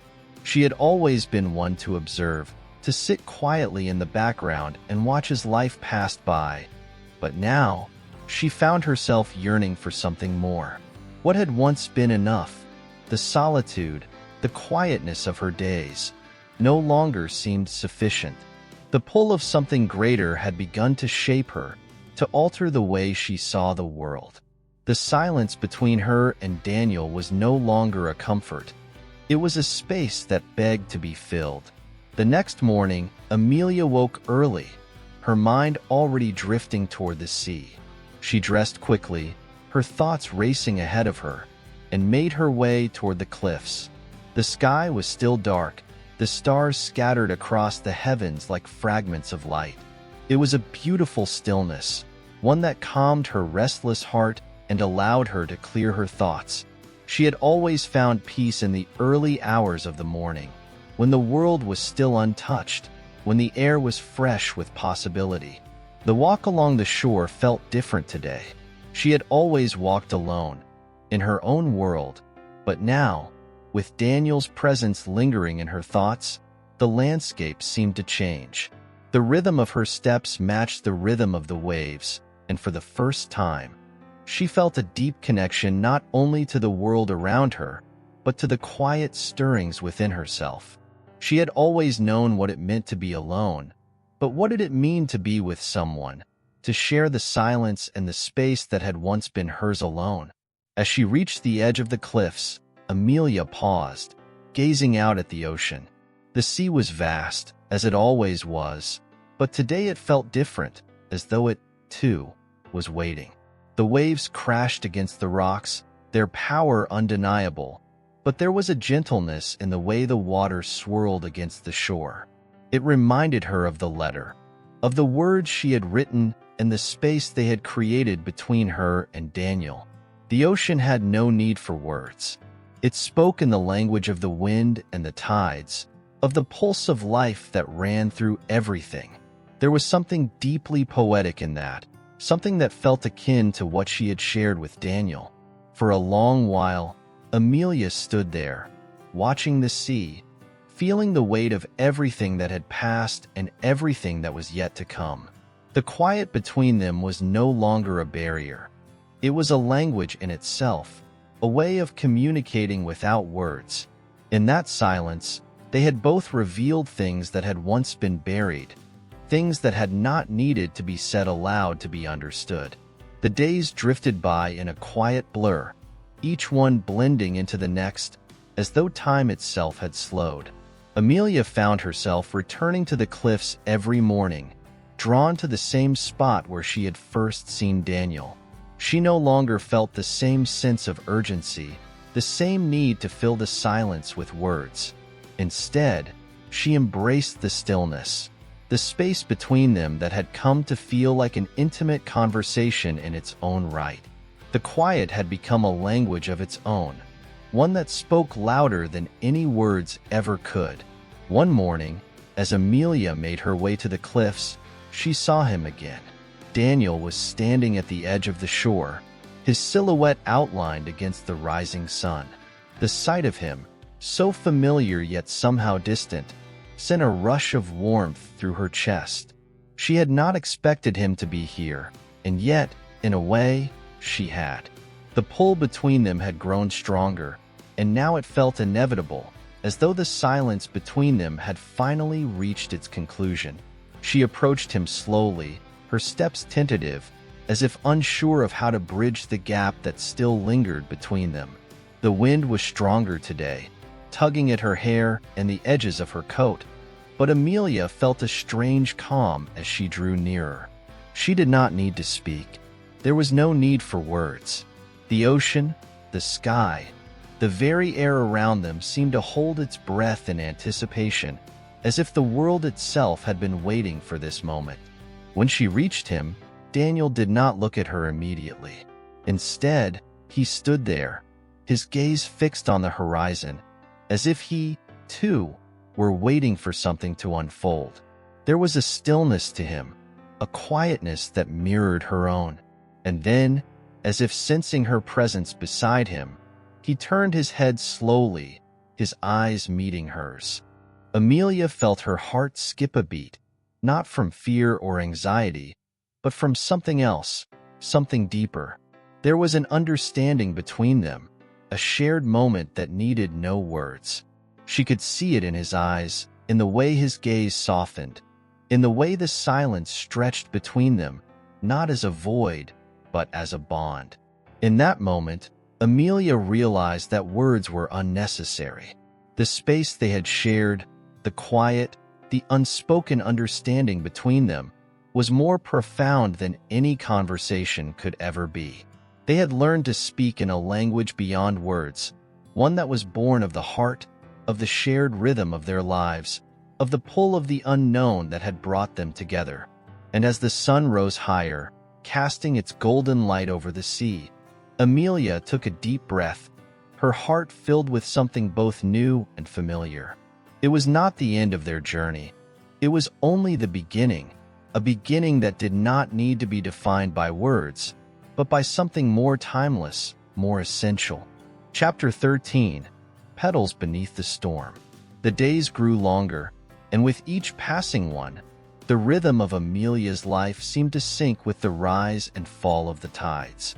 She spent more time at the cliffs, watching the ever-changing ocean, feeling as though it were reflecting her own inner currents.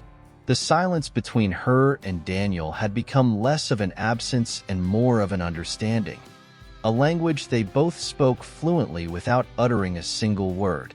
Though they still had not addressed the feelings that lingered between them, Amelia could feel the presence of something growing stronger, something both delicate and unyielding.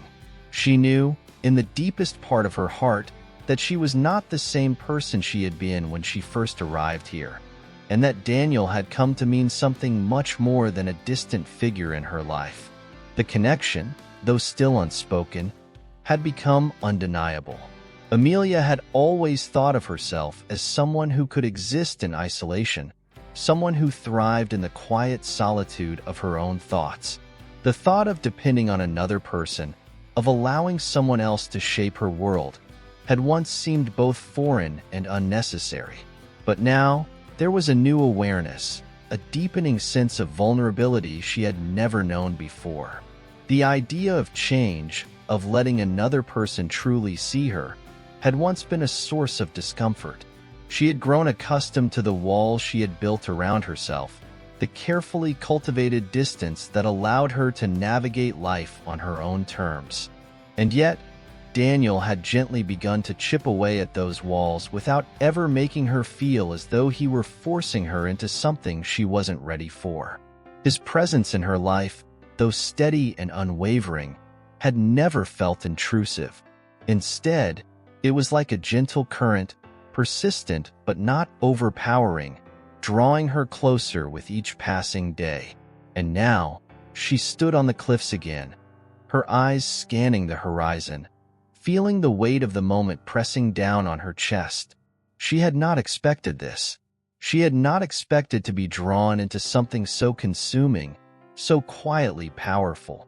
She had thought she understood her own heart, had believed that she could navigate the world without the complications of deeper connections, of emotional entanglements. But in the quiet spaces between them, in the silence that had come to define their relationship, Amelia had begun to realize that she had underestimated the depths of her own feelings.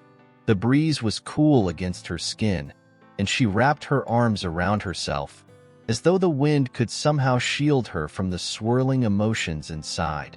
She had not yet confronted the truth she had been avoiding. She was falling in love with Daniel. The realization had come quietly, like the shifting tides, gradual and inevitable. At first, it had been a mere whisper, a subtle shift in her thoughts, but now, it was a resounding certainty. Every time she thought of him, every time she remembered the way he had stood beside her on the cliffs that night, every time she felt the pull of his presence in her life, it became clearer. She was in love with him. There was no denying it. But with this knowledge came something else, something more unsettling. The weight of knowing her own heart was both liberating and terrifying. She had never allowed herself to feel this vulnerable, to let her guard down to this extent. There was always a fear, buried deep within her, that loving someone meant opening herself up to pain. She had seen it in others, had watched as love, beautiful, powerful love, turned into something broken, something fractured and lost. She had always feared that kind of loss, and so she had kept herself distant, kept herself safe. But now, standing at the edge of the world, she could feel the pull of something different. She wasn't sure if it was the deepening connection between her and Daniel, or the pull of the ocean, or simply the weight of her own realization. But in that moment, Amelia understood that love was not about keeping safe. It was about surrender. It was about allowing herself to step into the unknown, to embrace the vulnerability that came with truly sharing herself with another person. She had always believed that she could control her own fate, that she could shape her life according to her own desires, but love had a way of defying that. It was something that could not be planned, something that could not be contained by the walls she had built. It was both frightening and beautiful, like the ocean itself, vast, unpredictable, and yet, in its depths, undeniably real. The sky above her had shifted from pale blue to a deeper shade, the sun slowly sinking behind the horizon. The quiet of the evening enveloped her, and for a moment, she closed her eyes, letting the sounds of the world wash over her. The distant crash of the waves, the rustle of the wind through the grass, the steady rhythm of her own breath. It was a rare peace, a moment of clarity she had longed for without knowing it. In the distance, she saw him again, Daniel, his figure outlined against the fading light. He had been coming to the cliffs almost as regularly as she had, each of them drawn to this place that seemed to hold so much meaning. He never asked questions, never demanded anything of her. He simply appeared, and in his presence, the silence between them felt like a conversation in itself. Today, however, something was different. There was a quiet tension in the air, a sense that the unspoken bond between them was finally ready to be acknowledged. Amelia felt it, even before he reached her. There was a shift in the atmosphere, a subtle charge in the air that told her that something important was about to happen. She turned to face him as he drew closer, her heart beating faster than it had in days.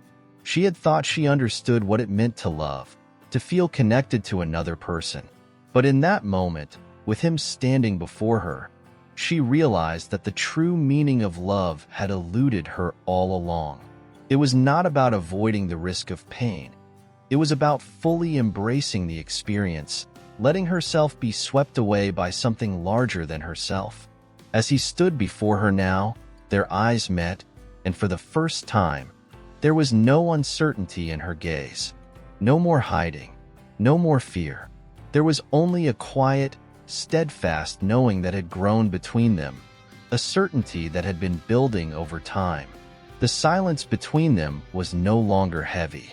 It was peaceful, full of understanding, and in it, Amelia felt something she had not known before. An overwhelming sense of belonging. This was not something she could have controlled, not something she could have planned, but it was something she had been ready for all along. And as the sun dipped lower, casting its golden light over the sea, Amelia stepped closer to him. Her heart, for the first time in a long while, felt full, not of fear, not of longing, but of peace. She didn't need to say anything. She didn't need to explain how she felt or why it had taken her so long to come to terms with it. The ocean had always spoken to her in its own language, one of ebb and flow, of deep, unspoken truths, and now, in the quiet presence of Daniel, she understood that love, too, was a language beyond words. Chapter 14.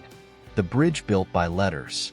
As the weeks passed, the small town by the sea seemed to grow quieter, the days blending into one another as the seasons began to shift. The early mornings were colder now, the breeze carrying a hint of winter, and the light that bathed the cliffs in golden hues during the day was softer, more subdued. Amelia felt it all, each subtle change in the air, each shift in the landscape, as if her very senses had become attuned to the rhythms of the earth itself. Her walks along the cliffs had become a routine, a comforting certainty in her otherwise shifting world.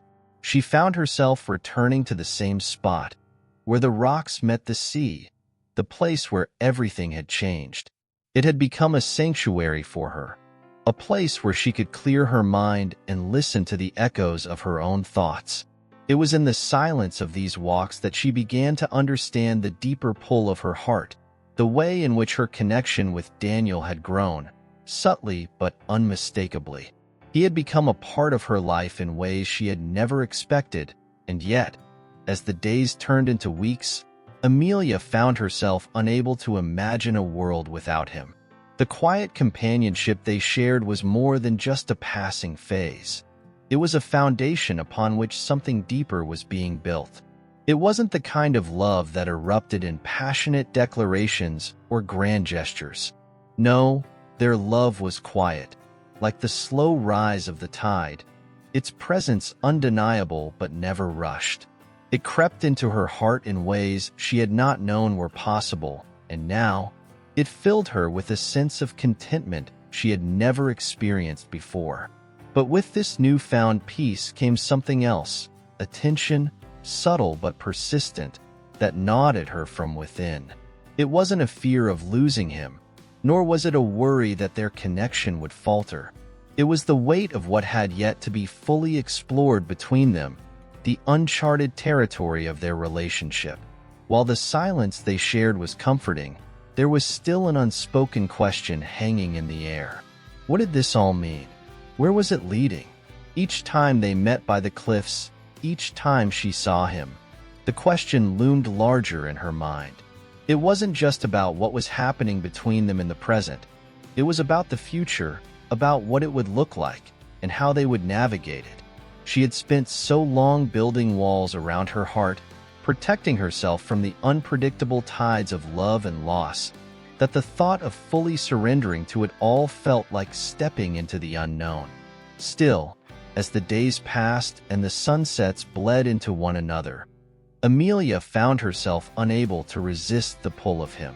There was a quiet certainty now, a feeling that had settled into her bones, that this was not just some passing moment. What she had with Daniel was real, and it was becoming a part of her in a way that could no longer be ignored. One afternoon, as the sun hung low in the sky, painting the world in hues of orange and pink, Amelia found herself walking along the shore, the cool water lapping at her feet. The air smelled of salt and earth, and the scent seemed to seep into her skin, grounding her in the present. She had always been drawn to the sea, to its vastness and its power, but today it felt different. The ocean seemed to mirror her own inner world, vast, deep, and full of mysteries that had yet to be uncovered. It was on this walk that she realized something that had eluded her until now. The horizon was never a fixed point. It always shifted, always moved, just like the ebb and flow of the tides. The horizon, she thought, was a metaphor for life itself, a constantly moving line that blurred the boundaries between where they had been and where they were going.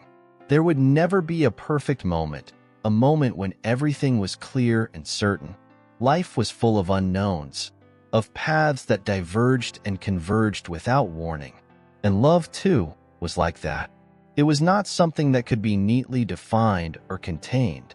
It was ever-shifting, constantly evolving, and yet, even in its uncertainty, it was beautiful. It was in this realization that Amelia found the freedom she had been seeking.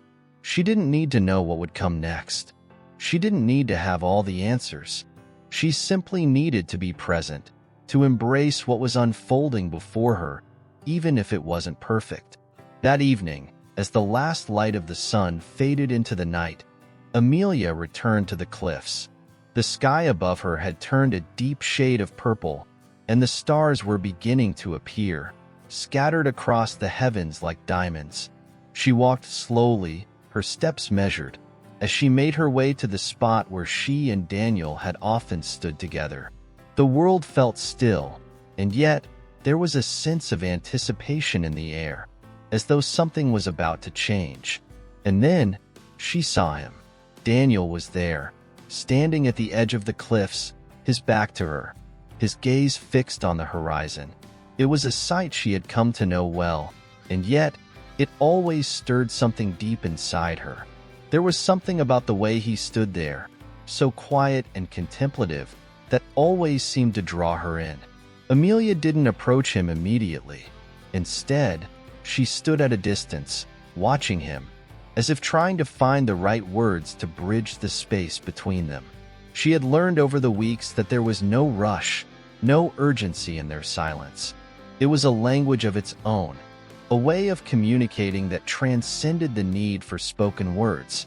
The world around them seemed to quiet, the winds dying down, the waves growing softer, as though even nature was holding its breath. There was a calmness in the way the evening unfolded, as if everything was moving toward something, toward a moment that would reveal itself when the time was right. Amelia felt the pull of the moment, the weight of it pressing down on her chest. It wasn't the first time she had stood here with Daniel, but tonight felt different. There was an unspoken promise in the air, a sense that something was about to shift between them. The horizon, in all its vastness, seemed to beckon to them both, a reminder that there was always more to discover, more to explore, both in the world and in each other. As the last rays of light faded from the sky, Amelia stepped closer to him, her heart beating more quickly with each step. The distance between them, once so vast, felt smaller now. The silence that had once seemed so heavy now felt like an invitation, a space in which they could both exist without the need for words. They had reached a point where they no longer needed to speak to understand each other. In the stillness, they had already said everything that mattered. She stopped beside him, her gaze turning to the horizon. There was something about this place, something about the vastness of the sea and the sky, that made everything else fall away. In this moment, there were no questions, no uncertainties. There was only the now, only the quiet connection they shared. Daniel stood beside her, and for the first time, Amelia did not feel the need to look to the future or worry about what might come next. The horizon stretched before her, endless and unknown, but she was no longer afraid of it. She was no longer searching for answers. She had learned, in the silence, to simply be, and in the quiet of the evening, with the stars beginning to shine overhead, Amelia felt something deep within her stir, something like the beginning of a journey, something that had always been there but had only now come into focus. The horizon, she realized, was not something to fear. It was something to embrace. And so, as the waves crashed against the rocks below, Amelia stood beside Daniel, her heart open, her spirit quiet, ready to face whatever the horizon might hold. Chapter 15.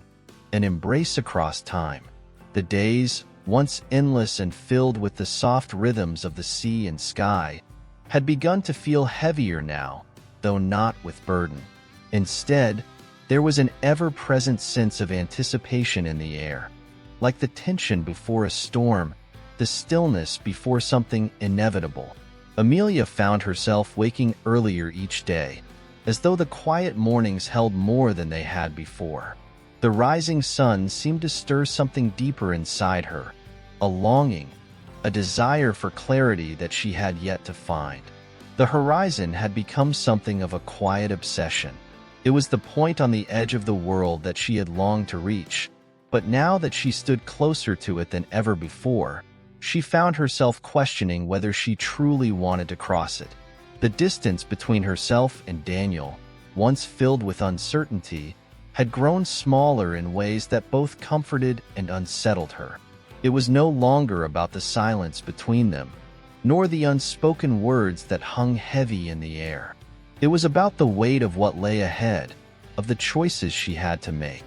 Amelia had never been one for decisions made in haste. She had always preferred to stand at the edges of things, to observe, to weigh every possibility before taking a step forward. Her life, up until now, had been built on careful choices, on keeping the future in mind and never allowing herself to be swept away by the present. And yet, now, everything had shifted. The past few months, with their quiet mornings and still afternoons by the sea, had unraveled something in her. The structure of her life, so neat, so planned, no longer felt like a safe cocoon. It felt like a cage, a place from which she needed to break free. But to do that meant embracing the uncertainty that had always been a threat to her. Her walks along the cliffs had become more frequent, as if by walking, she could work through the storm in her mind. The waves beneath her always seemed to offer some sort of reassurance. They, too, were constantly shifting, always changing, yet they had an inherent stability to them.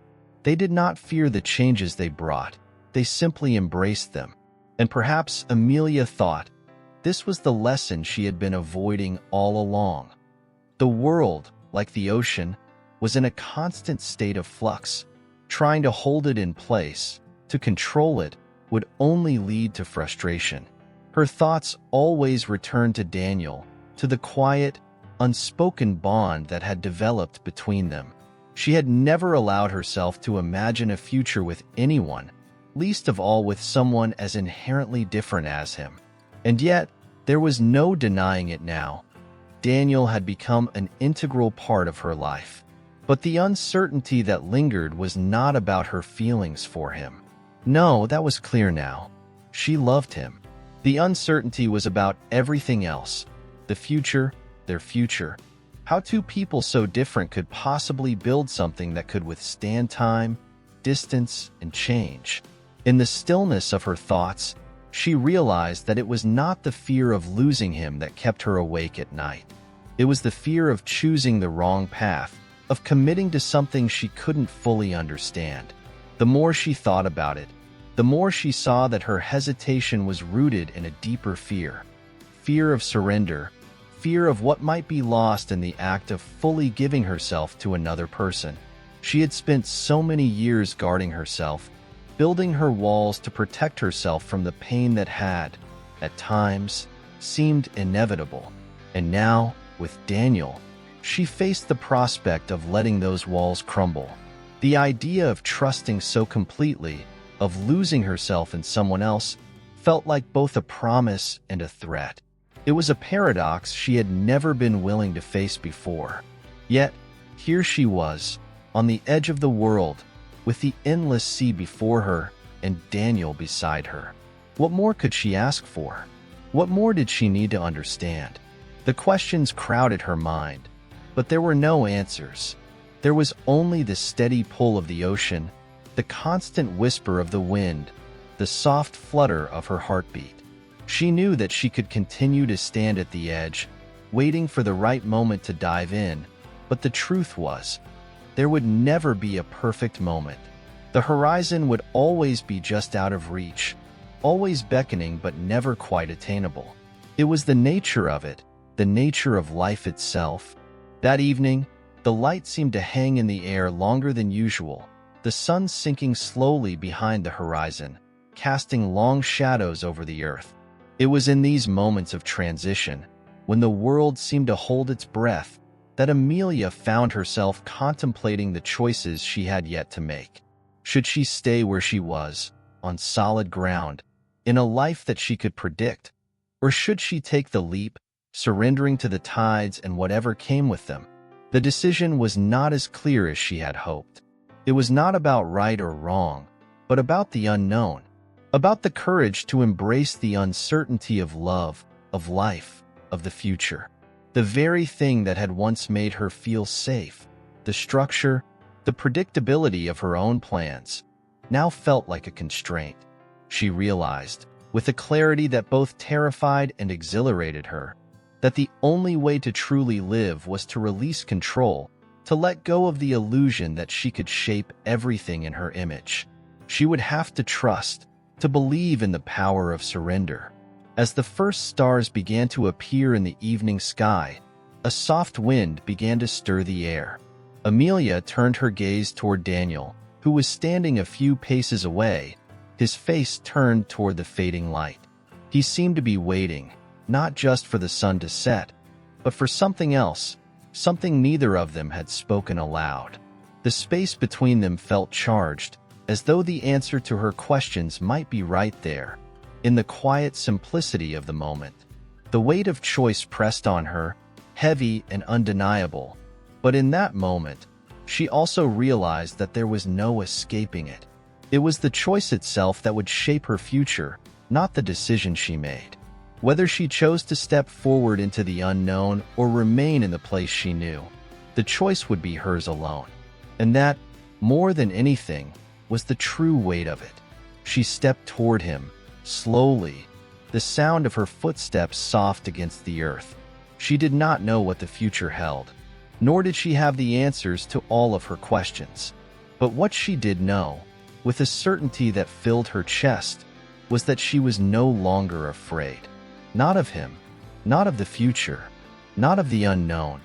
As she reached his side, Daniel turned toward her, his gaze meeting hers. The silence between them was no longer filled with tension, no longer weighted by the unspoken. It was simply the quiet understanding of two people who had come to realize that some things could not be planned, that some decisions could not be rationalized. They could only be lived. Amelia looked out over the horizon, the waves crashing against the shore below them, and in that moment, the world felt vast and full of possibility. She took a deep breath, ready to face whatever came next. The choice, the future, the uncertainty, they were no longer things to fear. They were simply a part of the journey. And so, together, they stood on the edge of the world, the horizon stretching endlessly before them, knowing that whatever the future held, they would face it, not with certainty, but with a quiet, unwavering trust that, in the end, it would be enough. Chapter 16. The Postscript of Forever. The days following that evening were strange, filled with an unexpected stillness. The weight of the decision that had been made between them in the quiet spaces of their shared existence had not lifted the uncertainty, nor had it brought about a sudden, miraculous clarity. Instead, it had settled into a deeper understanding, a knowing that what lay ahead was not something to be feared, but to be embraced with open hands, even if those hands trembled slightly.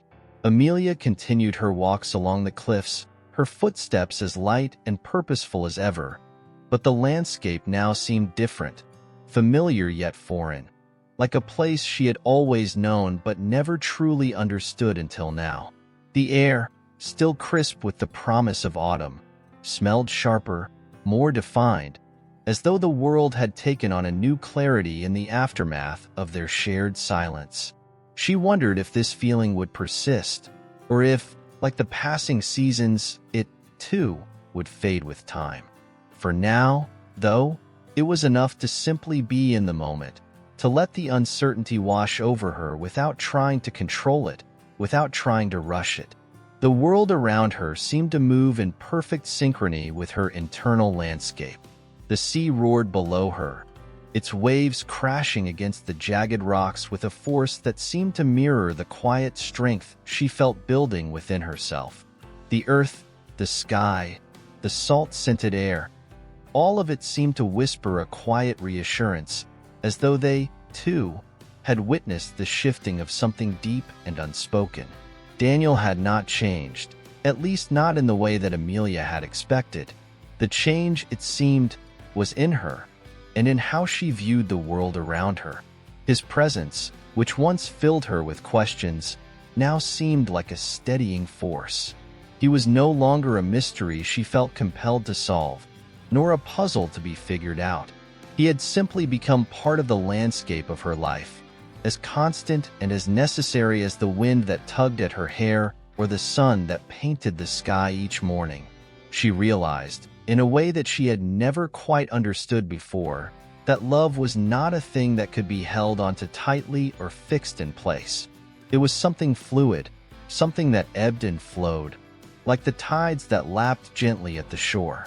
Each morning, when the first light broke over the horizon, Amelia would find herself standing at the edge of the cliffs, her gaze fixed on the shifting water below, the mist rising from the sea in soft clouds. The world was waking up, and with it, she felt herself waking too.